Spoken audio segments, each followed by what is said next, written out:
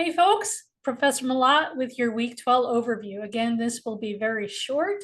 We are wrapping up the research argument unit. Don't wait to receive your peer feedback to submit your revision if you risk your assignment being overdue. Remember, it doesn't hinge on the feedback, it hinges on you doing what needs to be done in the time that it needs to be done. As with all assignments, if you receive a non-passing grade, a 69 or below, you can resubmit with additional revisions to receive a higher grade. Remember that I allow multiple submissions so that you have the best chance of succeeding in this course and moving on into English 1001. So this week, again, you're going to implement revision suggestions and feedback. You'll proofread and edit your document prior to submission, develop strategies for reviewing, yada, yada, yada, experience the social aspects of writing, utilize MLA conventions for formatting academic essays, and reflect upon the writing process for the third essay assignment. We will talk about that in a minute. The readings this week, there is no grammar quiz because I want you to focus solely on your revisions, but there are some readings. If you want to review the revision materials that I provided earlier in the term. So there's a module from the University of Mississippi Rhet Lab on readability. You can also review the revision strategies page. There is also this editing checklist PDF that you can download and use if you want to go through a checklist. There's also a recommended reading, which is called Making Meaning Clear, the Logic of Revision. I'm going to open that here for you. This is by one of my all-time favorite writing scholars, the late Donald Murray. Murray is fantastic, and he talks a lot about revision. Not only, I think his writing is easily accessible for students. He doesn't write in a very highly academic voice. He's really down to earth, and he's really speaking to students.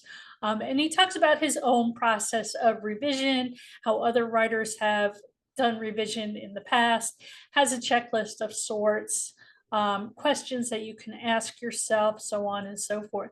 It's a good reading if you're interested in learning more, but of course it's not required. You're not going to be tested on it. I'm not asking you to implement anything from Murray's writing, but it is an interesting read if you are interested.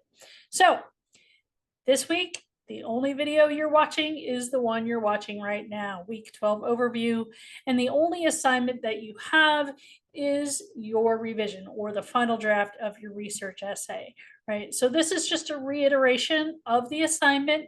You're going to be writing an essay of 4 to 6 pages. That's roughly 1,000 to 1,500 words, MLA format, 12-point font, double spacing, 1-inch margins. You should know the drill by now, right? This is the third paper that you've written for me. You've done multiple assignments, so you should know how to format things right now. If not, there are reminders on MLA format guidelines as well as an MLA sample paper.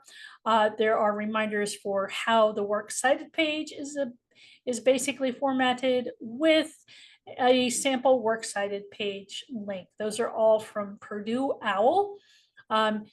Reminder, you will be using 4 sources. 2 of them I would like to be scholarly, and you should include a separate works cited page. And what I mean by separate works cited page is not like you have to upload a different file.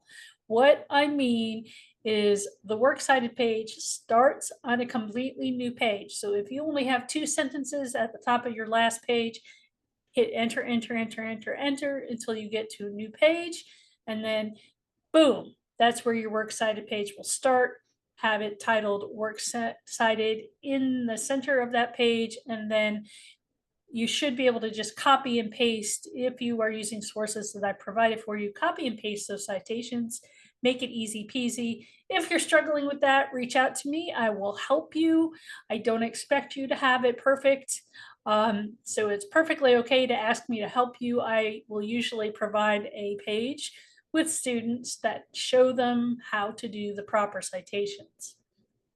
Other reminder, this is a 2-part thing. You have your revision, but you should also submit the writer's memo. So with the lack of most of you not submitting, lack of submission from several of you, not providing the writer's memo when you provide your revision leads me to think that you actually don't watch these videos. If perchance you are watching this time, here is your reminder. Remember to submit your writer's memo as well. The writer's memo is I have a separate file that explains it, various questions that you can ask yourself, and you will also be reflecting on the course learning outcomes for this course. So this is a file that you can download. If you click on the link here, it will open up as an opportunity for you to download to your files. If you open it just like this is just allowing you to read it. The writer's memo is a short 1.5 to 2 pages informal reflection where you kind of walk through what you've learned during the drafting, reviewing, and revision process of the assignment. Excuse me, losing my voice. So please, please, please do not forget to also include the separate writer's memo. When you go, and I'll click on view as student, hopefully that comes up as student view. When you go to start the assignment, you can upload as many files as you want to. You will choose the first file, that will be your revised essay. Then you can click on the plus sign to add another file and upload another file. So you can upload as many files as you want to. That way I will actually see them. What I don't want you to do is to upload and then click submit assignment and then come back and then do the same thing, because what that does is it totally replaces the old file with the new file. So I might only see a writer's memo, or I might only see a revision. So what you want to do is make sure that you click on the plus sign, add another file, and upload that other file. Okay, so hopefully that is clear. Again, if you have any questions or you're having problems, please just reach out to me and let me know, and we will troubleshoot. Remember, also submit in Microsoft Word or as a PDF. So Word doc, docx, or PDF. I do not limit those in the submission area, but it is understood that those are the best ways to make sure that your submission can be read, right? For whatever reason, Canvas does not always play nicely with Google Docs links or Office 365, I think that's what it's called now, Microsoft Office links for that. So if you're using the online version of those word processing programs and you're sending a link, I won't be able to read it without going through the extra steps of getting permission from you, yada, yada, yada. It just means more work that I have to do, which, you know, I have a lot of students. So it's a courtesy that you provide to me that you put it in a readable format. So if you're a Mac user and you have Pages and you upload a Pages document, I will not be able to read it because I have a Microsoft machine. I have Windows working here, and it doesn't read Pages files. So that's my spiel, and that is the end of this week 12 overview video.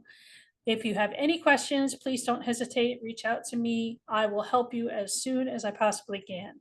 Again, I'm going into another super busy week where I will be traveling with baseball, but I will have my computer with me. I should have internet access at some point.